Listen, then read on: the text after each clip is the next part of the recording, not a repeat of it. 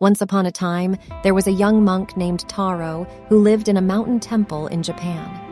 Taro was known for his dedication to the practice of Zen and spent many hours each day meditating and contemplating the teachings of his masters.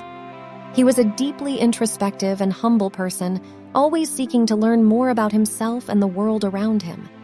One day, while walking in the forest, Taro came across a group of villagers who were struggling to move a large boulder blocking the path.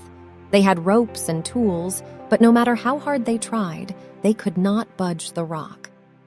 Taro approached the villagers and asked them if he could help.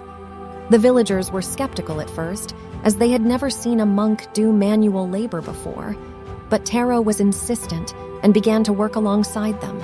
As the villagers strained and grunted, Taro stood in silence, watching the boulder. He noticed the way the sunlight glinted off the rock's surface and the way the leaves rustled in the breeze. He breathed deeply and focused his attention on the present moment. After a few minutes, Taro stepped forward and put his hand on the boulder. He closed his eyes and took a deep breath. Then he exhaled slowly and pushed with all his might. To everyone's surprise, the boulder moved effortlessly, as if it had no weight at all. The villagers were amazed and asked Taro how he did it. Taro smiled and said, "I did not push the rock. I simply let the power of now flow through me." The villagers did not understand Taro's words, but they knew that he possessed a secret wisdom that they did not. They asked him to teach them, and Taro agreed. For the next few weeks, Taro taught the villagers how to be present in the moment and let go of their fears and doubts. He showed them that when they acted from a place of calm and clarity, they could accomplish anything they set their minds to. At first, the villagers were skeptical. They had grown up believing that hard work and perseverance were the keys to success. But as they practiced Taro's teachings, they began to see a change in themselves. They found that they were happier, more peaceful, and more productive than ever before.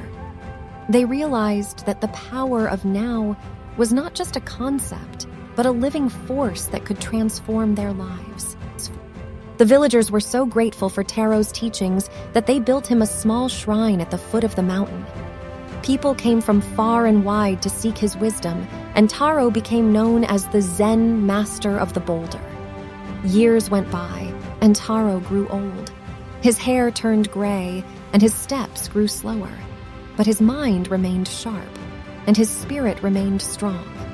One day, as he sat in his shrine, a young monk approached him and asked, "Master Taro, how did you move the boulder that day?"